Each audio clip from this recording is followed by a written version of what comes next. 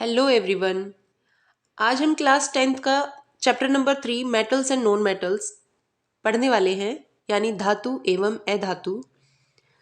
तो देखिए, class 9th में हम ऑलरेडी एलिमेंट्स के बारे में बात करके आए हैं कि एलिमेंट्स क्या होते हैं, कंपाउंड्स क्या होते हैं, एटम का क्या रोल होता है। ठीक है, तो आज हम पढ़ने वाले हैं मेटल्स एंड नॉन मेटल्स। हमें पता है कि एलिमेंट्स 118 होते हैं और जिसको हम पीरियोडिक टेबल में देखते भी हैं। 118 एलिमेंट्स होते हैं।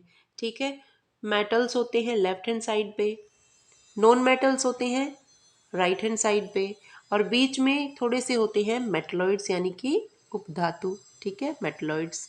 तो इन्हीं के बारे में आज हम बात करेंगे। तो हम देखेंगे, सबसे पहले आपको फिजिकल प्रॉपर्टीज मेटल्स और नॉन मेटल्स की पता होनी चाहिए। ठीक है, ताकि हम उन्हें एलिमेंट्स के ग्रुप, जो मैंने ऑलरेडी बताया आपको कि मेटल्स होते हैं लेफ्ट हैंड साइड पे और नॉन मेटल्स होते हैं राइट हैंड साइड पे, और ये जो प्रॉपर्टीज होती हैं ये इन एलिमेंट्स को हम कैसे यूज करते हैं या हमारे किस काम में आती हैं, ये सब उस प्रॉपर्टीज के ऊपर डिपेंड करता है। तो चलिए फिर सबसे पहले प्रॉपर्टीज करते हैं फिजिकल प्रॉपर्टीज, और किसकी? मेटल्स की। तो हम ऑलरेडी पढ़ के आए हैं पिछली क्लासेस में कि जो मेटल्स होते हैं वो सोनोरस होते हैं, डक्टिलिटी, मेलिएबिलिटी, ये सब क्या होती हैं? उनकी फिजिकल प्रॉपर्टीज होती हैं। तो easiest way to start grouping substances is by comparing their physical properties. बिल्कुल, किसी भी दो सब्सटेंसेस को अगर आपको कंपेयर करना है तो आपको देखनी पड़ेगी उसकी फिजिकल प्रॉपर्टीज। ठीक है, यानी दिखने में वो कैसा है, साइज, शेप, ये सब। So let us study this with the help of the following activity. तो यहाँ पे आपकी एनसीईआरटी में एक एक्टिविटी दी गई है, एक्टिविटीज 3.1 टू 3.6। ये हम करेंगे, collect the samples of following metals. कौन कौन से मेटल्स लेंगे? आयरन यानी लोहा, copper, aluminium, magnesium, sodium, lead, zinc. ठीक है, जो कि इजीली आपको अवेलेबल हो जाएं। तो एक्टिविटी नंबर 3.1 में ये बोल रहा है कि आपको सैंपल्स लेने हैं iron, copper, aluminium and magnesium के, और देखना है कि उनकी अपीयरेंस कैसी है। ठीक है, यानी दिखने में वो कैसे हैं। फिर उसके बाद आप उनको रब कीजिए और उसके सरफेस को क्लीन कीजिए। क्लीन कैसे करेंगे? एक सैंड पेपर आता है जिसको रब करते वो काफ़ी खुरदुरा होता है। ठीक है, और उसकी जो असली अपीयरेंस है वो आप देखने की कोशिश कीजिए।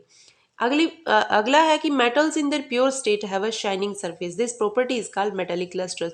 हम लोगों ने ये 8th क्लास के एनसीईआरटी में भी पढ़ा था कि मेटल्स जो होते हैं वो लस्ट्रस होते हैं, मतलब कि वो शाइन करते हैं। तो वो जब प्योर स्टेट में होते हैं तो वो शाइन करते हैं। ठीक है, तो जनरली अगर आप एक लोहा देखें, लोहे की कोई रॉड देखेंगे तो थोड़ा हल्का ब्राउन आपको कलर में दिखेगी। वो होता है कि वो रिएक्ट कर लेते हैं ऑक्सीजन जो प्रेजेंट है आपके एटमॉस्फेयर में, उसकी वजह से। लेकिन अगर सैंड पेपर से आपने अगर उसको रब किया है तब आप देखेंगे तो उसमें जो लोहा होगा वो आपको काफी चमकता हुआ लस्ट्रस दिखाई देगा। ठीक है, तो लस्ट्रस होती है इसकी एक फिजिकल प्रॉपर्टी। अगली प्रॉपर्टी हम देखेंगे तो ये बोल रहा है कि take some small pieces of iron, copper, aluminium and magnesium. तो आप छोटे छोटे पीसेज लीजिए, try to cut these metals. एक चाकू से इनको काटने की अगर आप कोशिश करेंगे तो you will not be able to cut them. ठीक है, then hold a piece of sodium metal with a pair of tongs. चिमटे से सोडियम का जो मेटल उसको हाथ से टच नहीं करना, बिकॉज इट इज टॉक्सिक। ठीक है, तो उसको आप टोंग के एक पेयर से यानी चिमटे से सोडियम के मेटल को पकड़ के तो यहाँ पे आपको सावधानी दी गई है कि हमेशा सोडियम को केयर के साथ हैंडल करना है। ठीक है, dry it by pressing between the folds of a filter paper. Filter paper ले और अगर वो गीला है तो उसको सुखाने की कोशिश करें। Put it on a watch glass के अंदर उसको रखें। ठीक है, and try to cut it with a knife. Knife से आप अगर उसको काटेंगे सोडियम को तो ये आराम से कट जाता है। तो हम ये एक प्रॉपर्टी देखते हैं तो जिसमें ये बोलते हैं हम कि जो मेटल्स होते हैं वो बहुत हार्ड होते हैं, लेकिन कुछ एक्सेप्शंस हैं। एक्सेप्शन है आपके सोडियम है, पोटेशियम है, जिनको अगर आप चाकू से काटेंगे तो वो आराम से कट जाएंगे। ठीक है, अगली प्रॉपर्टी है हमारी एक्टिविटी 3.3। यस, तो यहाँ पे हम देखते हैं हाँ, तो इसने बोला है कि जनरली तो जितने भी मेटल्स हैं वो सारे हार्ड होंगे, लेकिन हार्डनेस जो है वो वेरी करती है मेटल टू मेटल। डिपेंड करता है कि आप आयरन की बात कर रहे हो तो आयरन इज़ वेरी हार्ड, या फिर आप सोडियम की या पोटेशियम की बात कर रहे हो जो कि चाकू से आराम से कट सकते हैं। ठीक है, फिर है एक्टिविटी 3.3, जिसमें बोला गया है आपको कि take pieces of iron, zinc, lead and copper. इनको आप लेके place any one metal on a block of iron and strike it 4 or 5 times with a hammer।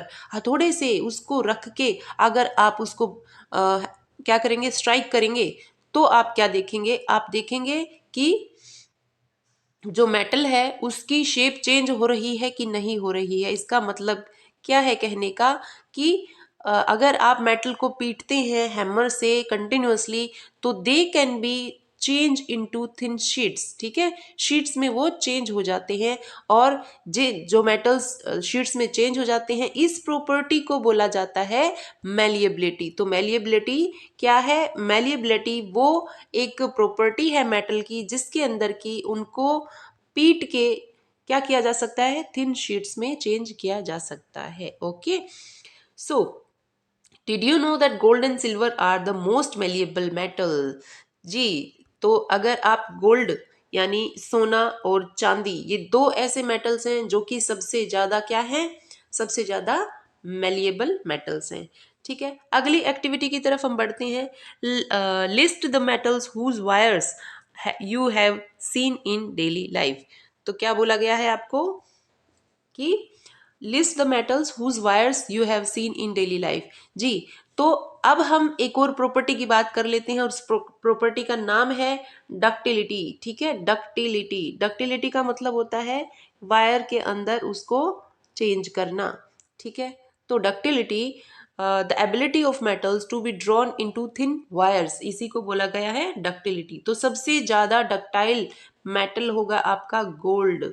ठीक है, कितना डक्टाइल होगा कि उसका 1 ग्राम सोना अगर आप लेते हो तो उससे आप 2 किलोमीटर लंबी एक वायर जो है वो खींच सकते हो, बना सकते हो। ठीक है, तो ये आपका एक क्वेश्चन बन गया कि सबसे ज्यादा डक्टाइल मेटल होता है आपका गोल्ड।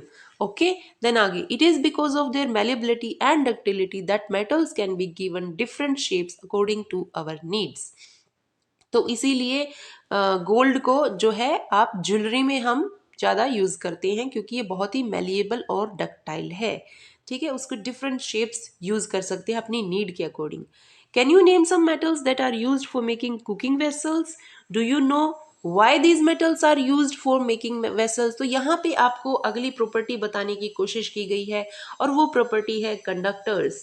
कंडक्टर्स, कंडक्टर्स मतलब कि कंडक्ट करते हैं किसको, कंडक्टर्स यानी कंडक्ट करते हैं हीट को और इलेक्ट्रिसिटी को, हीट एंड इलेक्ट्रिसिटी। ठीक है, यानी बिजली।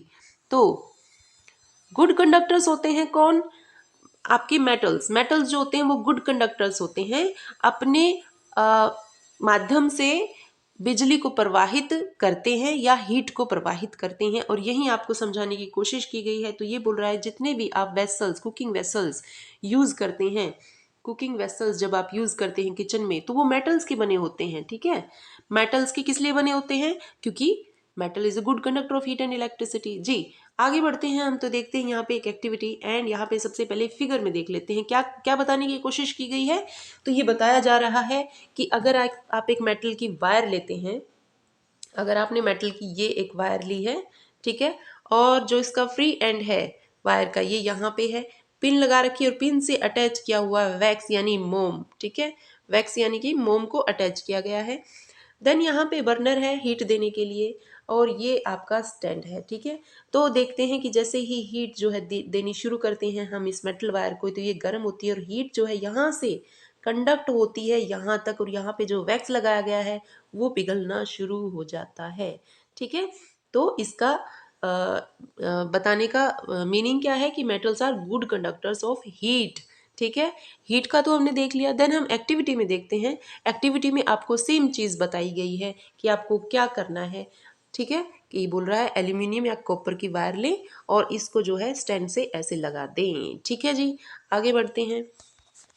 तो The above activity shows that metals are good conductors of heat and have high melting points. Ji, melting points वो होता है जब एक जो सॉलिड है वो पिघलना शुरू कर देता है, यानी मेल्ट करना शुरू कर देता है। तो आयरन को अगर आप मेल्ट करेंगे तो आपको एक्सेस अमाउंट में हीट जो है वो प्रोवाइड करनी पड़ेगी। The best conductors of heat are silver. देखिए चांदी का फिर से जिक्र हुआ है कि चांदी जो है वो क्या है आपकी, वो है हमारी चांदी इज अ, एक सेकेंड जी, तो कहाँ है, silver, silver is the good conductor of heat, कहाँ गया, ये रहा सिल्वर एंड कॉपर। ठीक है, सिल्वर और कॉपर जो है वो बेस्ट कंडक्टर्स ऑफ हीट हैं। Lead and mercury are comparatively poor conductors of heat. देखिए दो क्वेश्चंस बन गए आपके यहीं से, एक तो आपसे पूछ ले कि बेस्ट कंडक्टर्स ऑफ हीट, ठीक है, तो वो आगे वो हो गए आपके सिल्वर एंड कॉपर। ठीक है, और फिर पूछ ले आपसे पुअर कंडक्टर्स ऑफ हीट, तो वो है आपके लेड एंड मरकरी Hg, जो कि लिक्विड फॉर्म में मिलता है रूम टेम्परेचर पे। ठीक है, ये एक एक्सेप्शन है किसमें, मेटल्स में। सारे के सारे मेटल आपको सॉलिड फॉर्म में मिलेंगे, ऑल मेटल्स सॉलिड फॉर्म में मिलेंगे, एक्सेप्ट, एक्सेप्शन क्या है, Hg यानी मरकरी, हाइग्रोनियम। ठीक है, then do metals also conduct electricity, let us find out. तो इलेक्ट्रिसिटी मैं ऑलरेडी बता चुकी हूँ कि इलेक्ट्रिसिटी और हीट के कंडक्टर्स होते हैं मेटल्स, गुड कंडक्टर्स। हीट का हमने देख लिया है, अब हम देखते हैं कि कैसे इलेक्ट्रिसिटी को कंडक्ट करते हैं अच्छे तरीके से हमारे metals.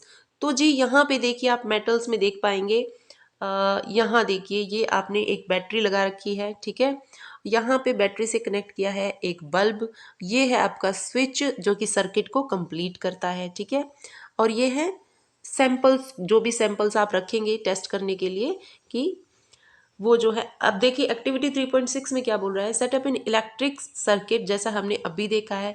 Place the metals to be tested in the circuit. तो ये जो आप सर्किट देख रहे हैं ना, ये वाला जो सर्किट आप देख रहे हैं, दिस वन, यहाँ पे आप वो मेटल रखिए जो आप टेस्ट करना चाहते हैं, और ये आपका स्विच है ऑन और ऑफ करने के लिए।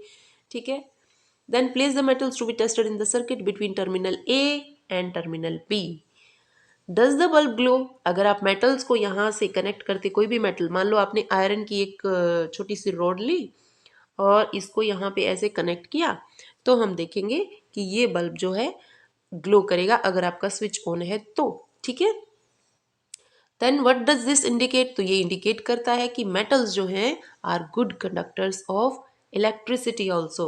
सो you must have seen that the wires that carry current in your homes have a coating. बिल्कुल, जो वायर्स होती है ना, जो मेनली कॉपर की जो वायर्स यूज़ की जाती है उनके बाहर कोटिंग होती है, देखते हैं हम ऐसे। तो ये जो कोटिंग होती है ये होती है पीवीसी यानी पॉली विनाइल क्लोराइड की।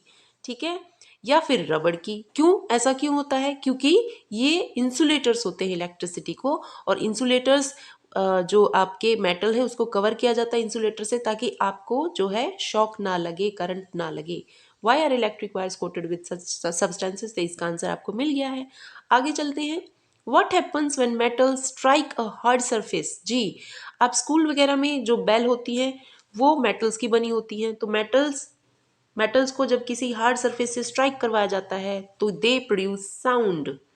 ठीक है, और इस फिजिकल प्रॉपर्टी को बोला जाता है सोनोरस। तो इसीलिए एक और प्रॉपर्टी हमने देखी मेटल्स की, वो क्या है, सोनोरस। ठीक है, नो नाउ नॉन मेटल्स की बात कर लेते। तो मेटल्स के हमने कुछ प्रॉपर्टीज देखी, अब हम नॉन मेटल्स जो कहाँ पे हैं, पीरियोडिक टेबल के राइट हैंड साइड पे हैं। और देखिए मेटल्स ज़्यादा होते हैं मात्रा में, क्वांटिटी इनकी ज़्यादा होती है, इनका नंबर ज़्यादा होता है मेटल्स का as compare to non metals. ठीक है, तो नॉन मेटल जो हैं वो राइट हैंड साइड पे हैं, और इनकी मात्रा, इनकी जो नंबर है 118 एलिमेंट्स जो अभी तक फाइंड आउट हुए हैं उनमें से एज कम्पेयर टू मेटल्स कम है। जी, तो आगे बढ़ते हैं। In the previous class you have learn that there are very few non metals as compare to metals. ये मैंने ऑलरेडी बताया। Some of the examples of non metals कौन कौन से, कार्बन, नाइट्रोजन, ऑक्सीजन, ये सब क्या हैं, ये सब हैं आपके नॉन मेटल्स। ठीक है, तो carbon, sulphur, iodine, oxygen, hydrogen. Non metals are either या तो सॉलिड फॉर्म में होंगे या गैसियस फॉर्म में होगा। एक ही होता है जो लिक्विड फॉर्म में होता है, वो आपका होता है ब्रोमीन। ठीक है, ओके, जो कि एक हेलोजन है। तो मेटल्स में हमने देखा लिक्विड कौन था, एक ही था, वो था मरकरी, और नॉन मेटल्स में एक ही होता है लिक्विड और वो होता है ब्रोमीन। ठीक है, आगे, do non metals also have physical properties similar to that of metals? तो फिजिकल प्रॉपर्टी जो हमने मेटल की देखी थी, क्या वो सिमिलर है नॉन मेटल से? तो यहाँ पे बोला गया है आपको कि आप कुछ सैंपल्स कलेक्ट कीजिए एक्टिविटी 3.7 में। कार्बन, कार्बन की देखिए हम लोग फॉर्म्स पढ़ते हैं, फिजिकल फॉर्म्स कार्बन की, कोल या ग्रेफाइट या डायमंड, ये सब। तो ये बोला गया है कि आप सैंपल कलेक्ट कीजिए, कार्बन की किसी फॉर्म को ले लीजिए, सल्फर ले लीजिए, आयोडीन ले लीजिए, ठीक है, और उसके बाद प्रॉपर्टीज यहाँ पे अपना जो रिकॉर्ड है वो आप जो है compile your observations regarding metals and non metals in table 3.1। यहाँ पे इसने बोला है कि आप यहाँ पे कोई सा भी आपने जो एलिमेंट लिया है उसको लिखिए। और यहाँ पे जैसे मैंने ले लिया, यहाँ पे मरकरी ले लिया, ठीक है, मरकरी लिया, यहाँ पे सिंबल लिख दिया इसका, ये मरकरी का Hg, और टाइप ऑफ सरफेस उसका कैसा है, हार्डनेस कैसी है, मैलिएबिलिटी, डक्टिलिटी, इलेक्ट्रिसिटी को कंडक्ट करेगा कि नहीं, और उसके अंदर से ध्वनि यानी साउंड निकलेगी कि नहीं, ये सब हमें लिखना है। ठीक है, एक बार मेटल्स को लिखेंगे, फिर हम नॉन मेटल्स, कोई भी सा भी एक नॉन मेटल लेके उसको लिखेंगे, सेम चीज़ें। ठीक है, तो हम पाएंगे कि on the basis of observations, discuss the general physical properties of metals and non-metals in the class. You must have concluded that we cannot group elements according to their physical properties alone. तो हम ये देखेंगे कि सिर्फ physical properties से ही हम लोग classify नहीं कर सकते हैं metals, non-metals को। तो हमने क्या क्या ऑब्जर्व किया अभी तक कि सारे के सारे मेटल्स जो है वो सॉलिड फॉर्म में होते हैं, एक्सेप्ट किसके, क्या है एक्सेप्शन, वो एक्सेप्शन Hg यानी मरकरी। ठीक है, कहाँ पे, रूम टेम्परेचर कितना होता है 25 डिग्री सेल्सियस। ठीक है, तो जी उसके बाद आगे बढ़ते हैं। You have observe that metals have high melting points. बिल्कुल, आयरन को अगर आप पिघलाने की कोशिश करेंगे तो बहुत ज़्यादा उसको क्या देना पड़ेगा, हीट देनी पड़ेगी, एनर्जी देनी पड़ेगी। लेकिन एक्सेप्शन अगेन यहाँ पे है कि मेटल्स, वो कौन से मेटल्स हैं जो कि लो मेल्टिंग पॉइंट लिए हुए होते हैं, और तो वो होते हैं आपके सीजियम एंड गैलियम। ठीक है, caesium and gallium and caesium. तो कितने, इनका मेल्टिंग पॉइंट इतना होता है कि रूम टेम्परेचर यानी 25 डिग्री सेल्सियस पे ही ये लोग जो है मेल्ट होना शुरू हो जाते हैं, ये मेटल्स। यानी अगर आपने अपने हाथ की हथेली के ऊपर उनको रखा है तो वो पिघलना शुरू कर देते हैं, बस उतनी सी ही हीट से वो पिघलना शुरू कर देते हैं, मेल्ट करना शुरू कर देते हैं। तो इसीलिए वो मेटल्स कौन से हैं जिनका लो मेल्टिंग पॉइंट होता है, गैलियम एंड सीजियम। उसके बाद आयोडीन, जी हमने पढ़ा कि मेटल्स सारे के सारे कैसे होते हैं, लस्ट्रस होते हैं, यानी चमकीले होते हैं, लस्ट्रस होते हैं।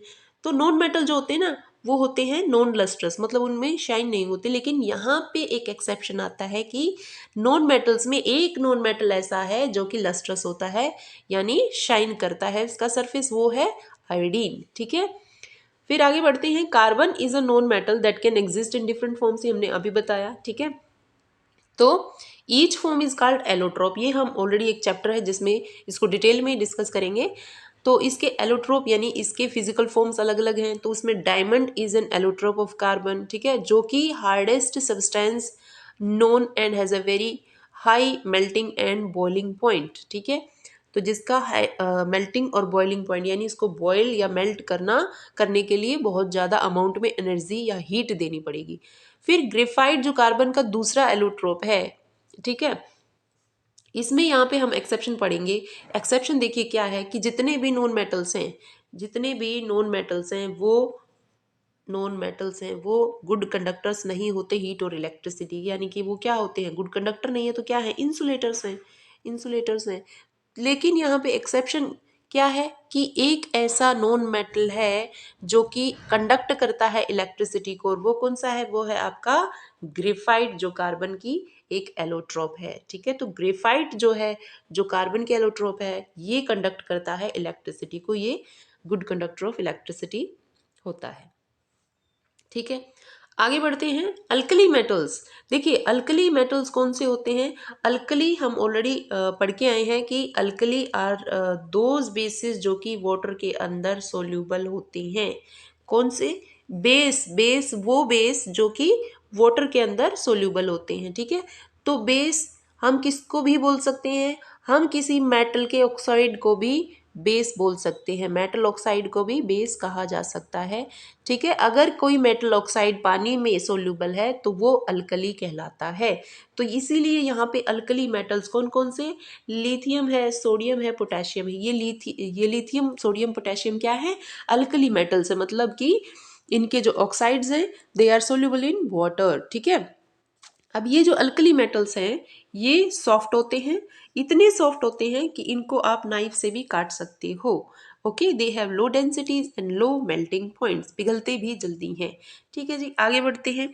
Elements can be more clearly classified as metals and non metals on the basis of their chemical properties. तो अभी तक हमने पढ़ी इनकी फिजिकल प्रॉपर्टीज, अब हम पढ़ने वाले हैं केमिकल प्रॉपर्टीज। तो केमिकल प्रॉपर्टीज हम करते हैं नेक्स्ट वीडियो में। Do like, share and subscribe the channel. Thank you so much.